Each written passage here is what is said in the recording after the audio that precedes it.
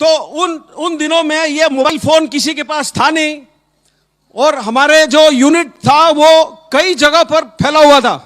तो मुझे किसी से खबर मिला कि फलाने गांव में 4 उग्रवादी आए हैं। तो मैंने उस कंपनी कमांडर को खबर दिया कि फलाना गांव 4 उग्रवादी गो। ये सिर्फ प्लान था जाने का। ऑपरेशन लॉन्च हुआ। तजुर्बे से पता लगता है कि आज ऑपरेशन में कुछ गड़बड़ हो सकता है। तो मैंने उस वक्त हमारे यूनिट में जो डॉक्टर साहब थे उनको भेजा है, जो पलटन का एक घातक टोली होता है, सबसे तगड़े जवान। उन जवानों के साथ मैंने डॉक्टर साहब को भिजाया। अभी हमारे डॉक्टर साहब के बारे में एक बात, उनके हमारे पलटन में आए 5 दिन हुए थे, बिल्कुल नए थे, कच्चे थे, कमजोर थे, थोड़े मोटे थे, थोड़े डरे हुए से थे। वो ऐसे रहते थे दिन भर, क्योंकि डर था उनको। डर इसलिए था क्योंकि उनके साथ जो 6 जवान गए थे वो सब सिर्फ हिंदी बोलते थे। डॉक्टर साहब मेरी तरह मद्रासी थे, वो या तो सिर्फ कन्नड़ बोलते थे या तो इंग्लिश।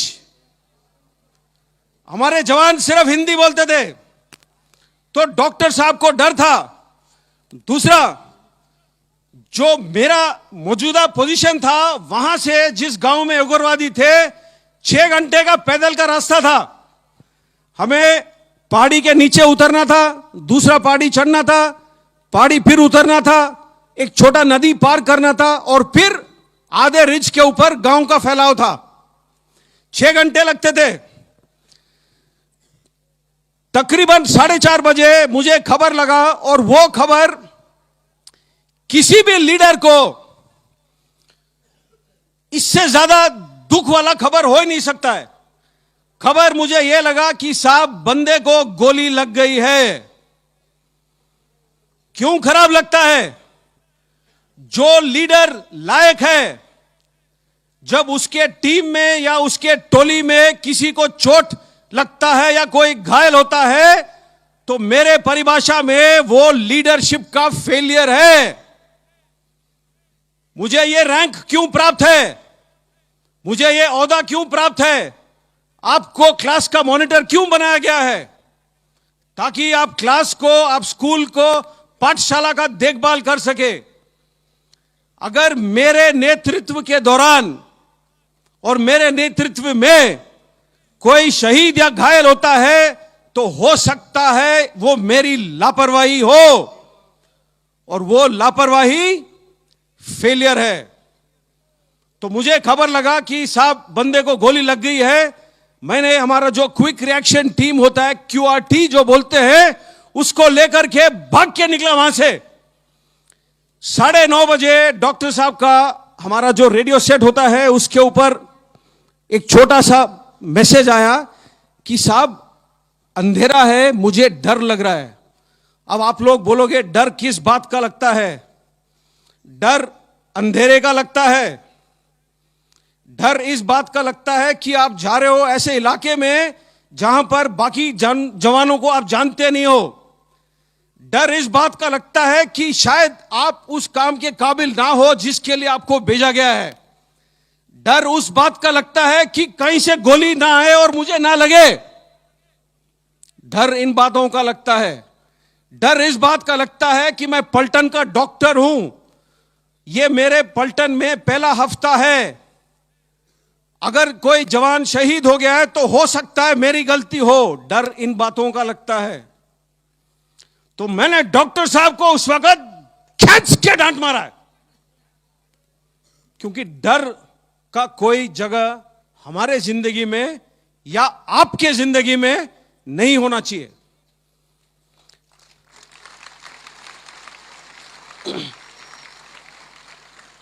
मैंने बोला मेरे को दोबारा कोई मैसेज नहीं चाहिए आपसे। तकरीबन 11:30 बजे डॉक्टर साहब का फिर मैसेज आया। बोला साहब मैं पहुंच गया हूं जवान के पास, लेकिन जहां भी काट रहा हूं वहां पर खून है। अब ये डॉक्टर साहब सिविल से आए थे, 5 दिन हुए थे, उन्होंने कभी किसी को गोली से जख्मी होते हुए नहीं देखा था। तो जब वर्दी काट रहे थे इंस्पेक्ट करने के लिए, तो सारा शरीर खून से लथपथ था। उनको आदत नहीं था इस बात का। तो उन्होंने बोला साहब पूरा खून है, मुझे डर लग रहा है। तो मैंने उस टाइम खींच के मारा डांट और बोला डॉक्टर साहब आपका काम सिर्फ और सिर्फ हमें जिंदा रखना है, बस। यह जवान मर नहीं सकता है, इतना मैंने बोला है। और 5 मिनट के अंदर मैं भी डॉक्टर साहब के पास पहुंच गया। जैसे मैं डॉक्टर साहब के पास पहुंचा है, ट्र करके आवाज आया, AK-47 का फायरिंग का आवाज ऐसे ही होता है। आपको मालूम होना चाहिए कि मुझे 5 बार गोली लग चुका है। मैं अभी भी खड़ा हूं आपके सामने, स्टेज से कूद के भी आ सकता हूं, आपके साथ पीटी भी कर सकता हूं।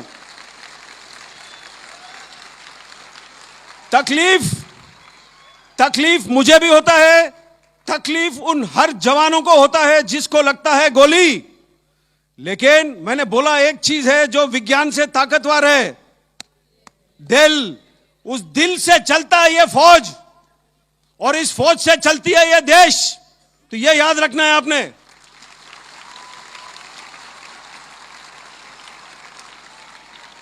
तो हम लोग उस गांव में 5 दिन रहे थे, कुल 5 दिन।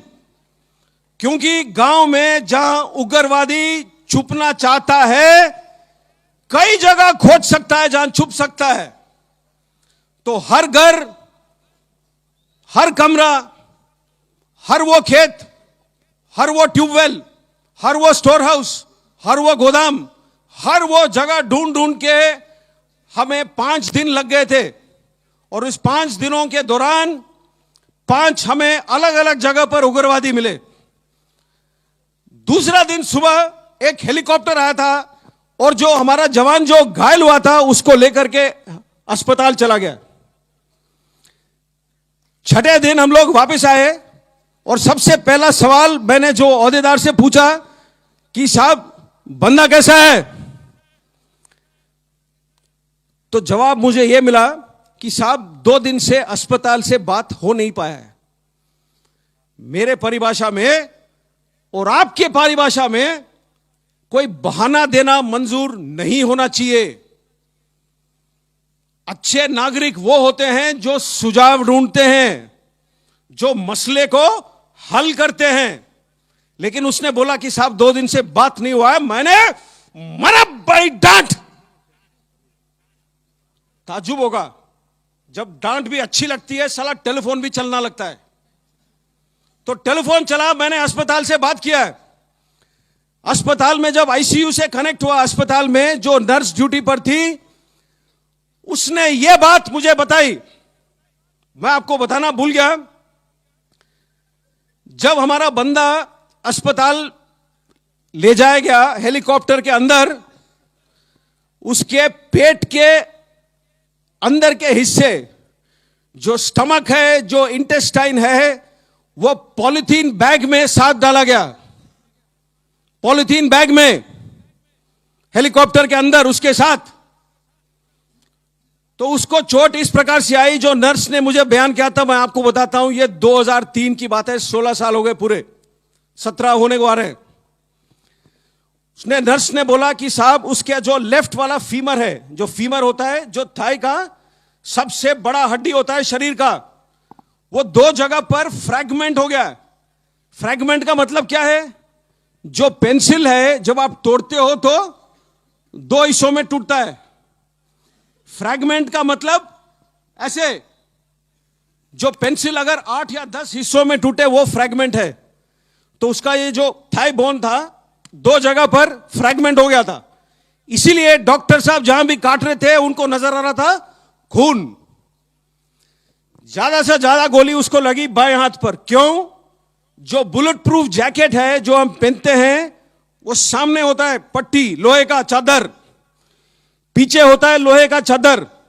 एक पतला चादर होता है पेट के लिए, एक पतला होता है गर्दन के लिए। ऊपर और साइड में खुला है। गोलियां लगे उसको साइड में, अगर आपने गोली नहीं देखा है आज तक तो मैं आपको बताता हूं, पेंसिल दिखाओ अपना, पेन दो, वेरी गुड। जो गोली का आगे वाला हिस्सा होता है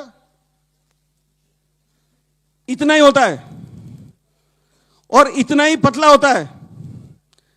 जब गोली लगता है बंदे को और बंदा पड़ा हुआ दिखता है आपको, अगर आप खोजोगे कई बार आपको गोली के निशान नजर नहीं आएंगे।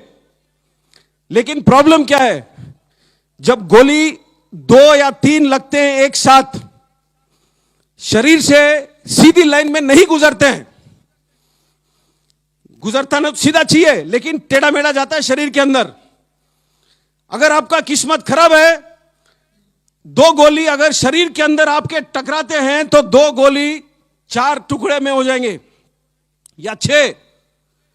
अगर आपका किस्मत ज्यादा खराब है और उसमें से कोई टुकड़ा आपके किसी हड्डी को लगता है तो हड्डी का भी एक पीस निकल आता है। अब ये 7 या 8 पीस सफर करते हैं शरीर के अंदर से।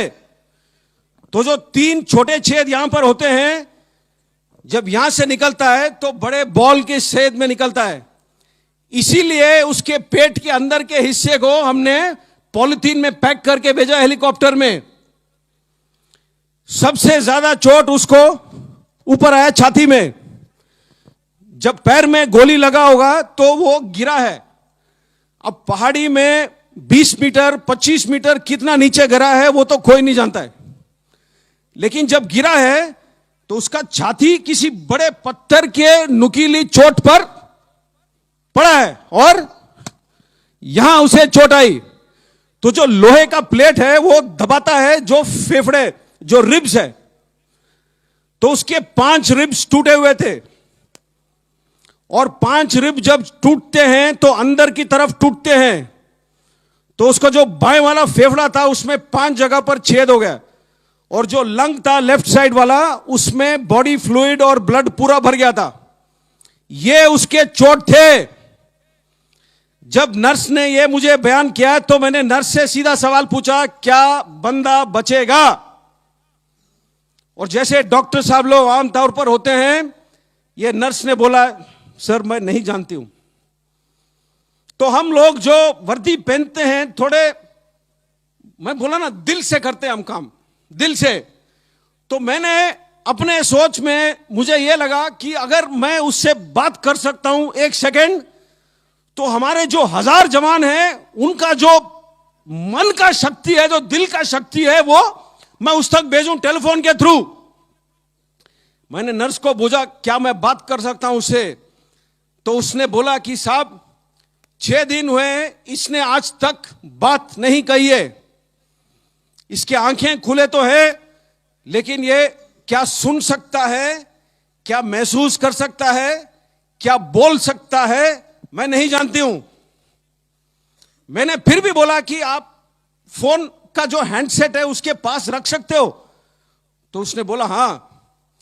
तो उसने फोन उसके हैंडसेट उसके कान के पास रखा और मैंने उस टाइम उससे पूछा था, निम्बाराम उसका नाम है, वो सीकर डिस्ट्रिक्ट राजस्थान का है। मैं बोला, निम्बाराम क्या हाल है तेरे? 15 या 20 सेकंड गुजरे, कोई जवाब नहीं आया। मैंने सोचा शायद वो खत्म हो रहा है, शायद वो सुना ही नहीं मेरी बात, शायद वो बोल नहीं पा रहा है। मैं फोन रखने वाला ही था अपनी तरफ से, क्यों उस टाइम तक मेरा दिल पूरा ही टूट चुका था। फोन मैं रखने वाला ही था, एक बिल्कुल पतली सी आवाज में जवाब आया। इतना चोट खाने के बाद बिस्तरे पे पड़ा हुआ जवान पतला सा आवाज में बोलता है मेरे से कि साहब पेट में थोड़ी सी तकलीफ है। और फिर बाद में बोलता है,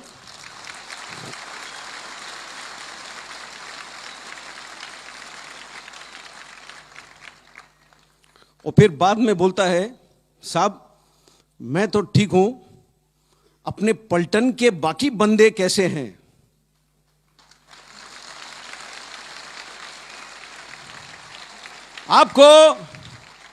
आपको कहानी सुनना है तो कहानी ऐसे सुनो। कहानी सुनाना है तो कहानी ऐसे सुनाओ। जो जवान खुद मृत्यु के दरवाजे पर खड़ा है, वो मृत्यु के आंखों में आंख डाल करके खड़ा है उस वक्त, और वो सिर्फ सोच रहा है अपने टोली में बाकी बंदों के बारे में। यह होता है सेल्फलेसनेस, यह होता है किसी और को त्याग करने का काबिलियत। अगर आज के तारीख पे तिरंगा लहराता है गर्व से हवा में, ऐसे लोगों के वजह से लहराता है।